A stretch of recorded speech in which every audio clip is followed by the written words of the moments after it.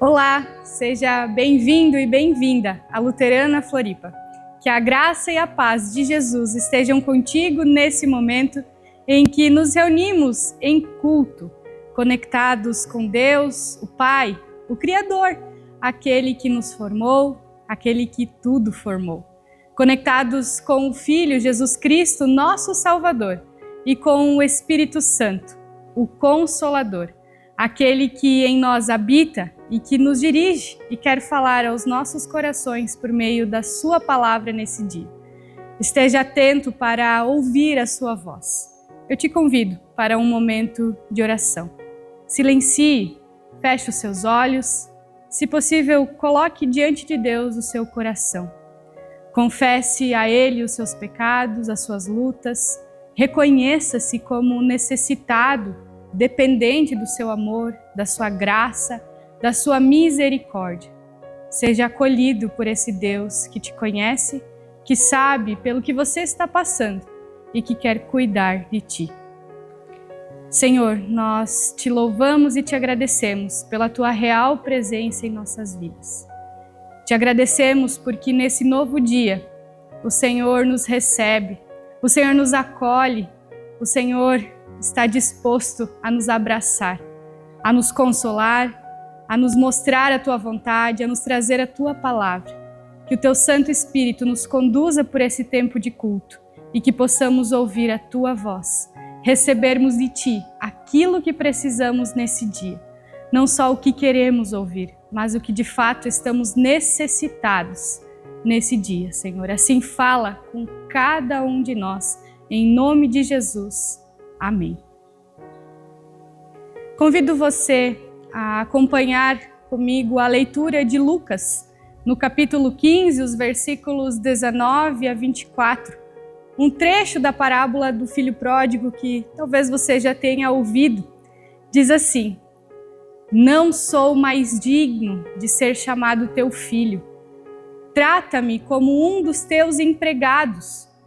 A seguir, levantou-se e foi para o seu pai.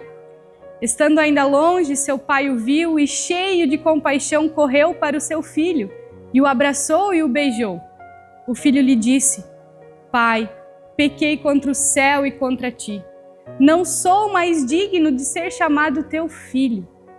Mas o pai disse aos seus servos: "Depressa, tragam a melhor roupa e vistam nele. Coloquem um anel em seu dedo e calçados em seus pés. Tragam um novilho gordo e matem-o. Vamos fazer uma festa e alegrar-nos, pois este filho estava morto e voltou à vida. Estava perdido e foi achado." E começaram a festejar o seu regresso. Que linda a atitude desse pai, que acolhe em sua graça, em seu amor, que não guarda rancor, que não exige explicações, que apenas recebe o filho já arrependido e dá-lhe uma nova chance, uma nova vida. Essa é também a atitude do nosso Deus quando nos voltamos a Ele, carentes do seu perdão, carentes da sua redenção. Vamos louvar a esse Deus?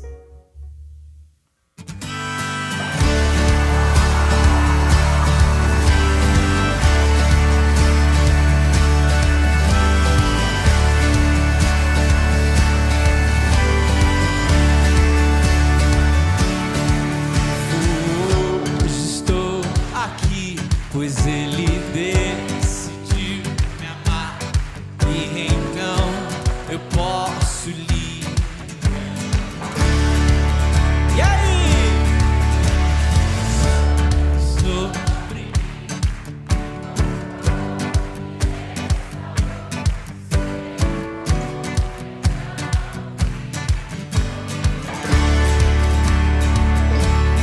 O passado já não mais tem poder, pois novo sou, nele vou viver.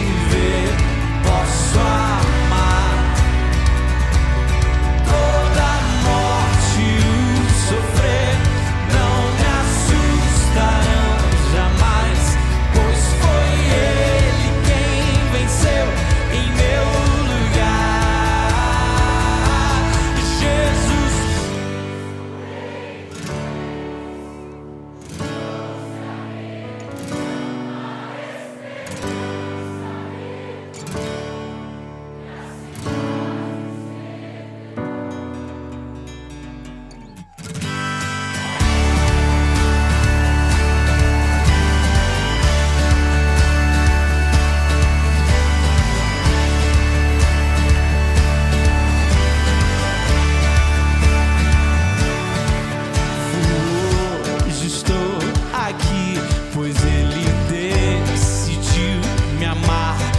E então eu posso livre andar. O seu sangue sobre mim me comprou, me restaurou. Sem culpa então me tornou. O passado já não mais tem poder, pois novo sou. Nele vou viver, posso amar. Toda morte e o sofrer não me assustarão jamais, pois foi Ele quem venceu em meu lugar. Tudo entregar, vou me render aos seus pés.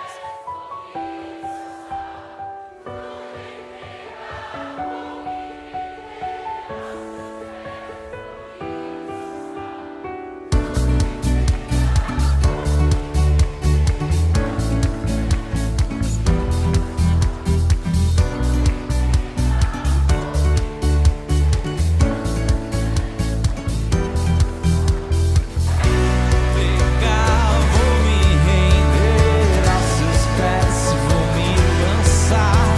Tudo entregar, vou me render aos seus pés, vou me lançar. O passado já não mais tem poder,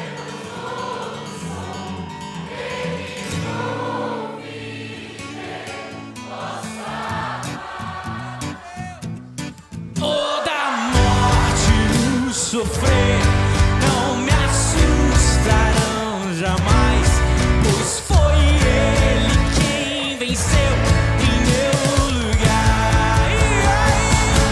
Jesus Cristo, Rei dos Reis, trouxe a redenção, a esperança retornou, graça e paz nos revelou.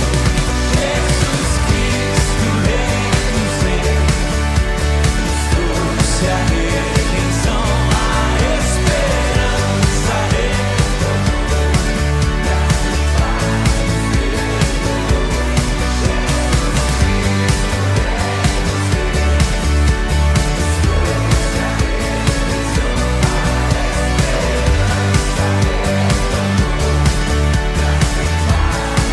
nos revelou.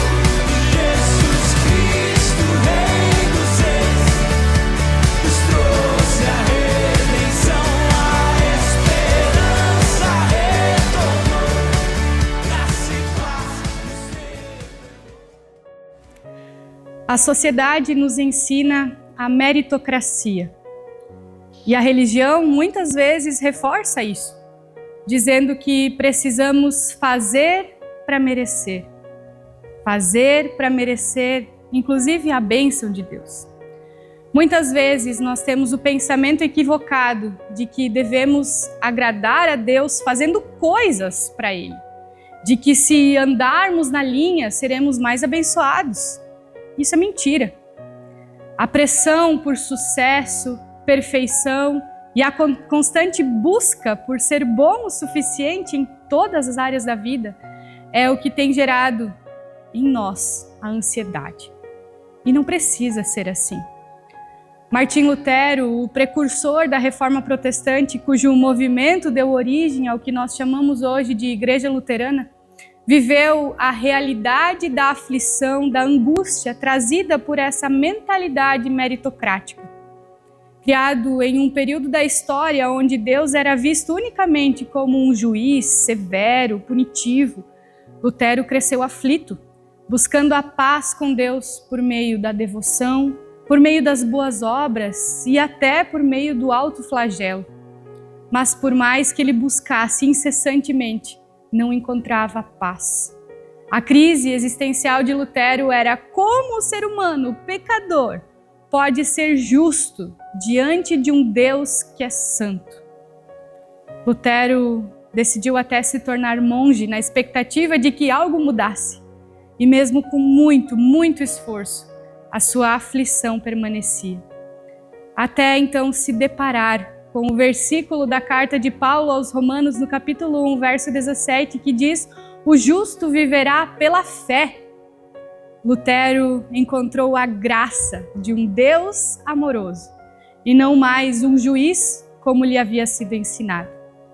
Ele aprendeu que a fé era o único pré-requisito para encontrar paz com Deus. Fé essa dada pelo próprio Deus. Em um de seus escritos, Lutero diz: "Então comecei a entender que a justiça de Deus é aquela pela qual o justo vive por um dom de Deus, a saber, pela fé." Você tem vivido esse dom de Deus? Hoje nós queremos reafirmar esses dois fundamentos para a vida: a graça e a fé. Te convido a ler comigo o texto de Romanos, capítulo 3, versículos 21 até 28, que nos dizem assim: "Mas agora se manifestou uma justiça que provém de Deus, independente da lei da qual testemunham a lei e os profetas. Justiça de Deus mediante a fé em Jesus Cristo, para todos os que creem.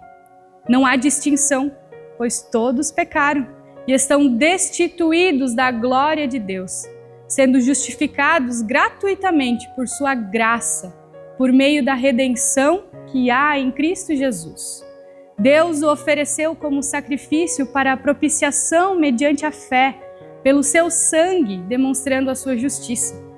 Em sua tolerância havia deixado impunes os pecados anteriormente cometidos, mas no presente demonstrou a sua justiça, a fim de ser justo e justificador daquele que tem fé em Jesus. Onde está então o motivo da vanglória? É excluído. Baseado em que princípio? No da obediência à lei? Não, mas no princípio da fé. Pois sustentamos que o homem é justificado pela fé, independente da obediência à lei. O Antigo Testamento nos conta essa história de um povo que, por causa do pecado, vivia longe de Deus, afastado dele por causa da maldade do seu coração. Os relatos bíblicos nos mostram de muitas maneiras Deus, em seu amor, em sua misericórdia, enviando cuidado, enviando suprimento. Deus enviou profetas que falavam em seu nome e clamavam: voltem-se a Deus, confiem somente em Deus. Mas o povo escolhia andar em seu próprio caminho, vivendo na idolatria, criando regras, ritos e leis, com a ilusão de que o perdão de Deus, de que a salvação se conquistava por meio de sacrifícios externos, sem mudança de coração. A lei, diferente do que muitos pensam, ela não vem para salvar, mas para acusar o pecado. Essa era a realidade antes de Jesus. Mas agora se manifestou uma justiça que provém de Deus, independente da lei, diz Paulo. Uma justiça que vem de Deus e não de atos humanos. Uma justiça que não depende da lei do Antigo Testamento ou das leis dos seres humanos. Uma justiça que é salvação para todos os que creem, porque ela vem por meio da fé em Cristo e somente em Cristo. Lutero já dizia: a fé não é nada mais do que uma confiança inabalável na graça de Deus revelada em Cristo. Deus, que é justo e santo, por meio de Jesus, por meio da sua morte e ressurreição, torna nós, humanos pecadores, em seres justificados. Somos feitos justos não porque há algo bom em nós, mas porque Deus, em sua essência, é justo e bom. E Ele escolheu nos amar, nos perdoar, nos salvar. Deus te ama tanto que entregou Jesus, seu único filho, para morrer em seu lugar, para pagar a dívida que era sua, para que você viva justificado no amor, na graça, no perdão de Deus, vivendo paz com Ele. Ser justificado não é ser perfeito, mas é ser perdoado e declarado justo por Deus, apesar das imperfeições. Essa justiça que vem por meio de Jesus Cristo é para todos aqueles que creem. Nos tempos bíblicos se falava para judeus e para gentios, ou seja, não apenas para o povo que se considerava povo exclusivo de Deus, mas agora um convite para os outros povos também. Romanos, gregos, egípcios, babilônios, persas. Essa justiça de Deus chegou a nós, porque também nós somos gentios. Não temos em nós sangue judeu.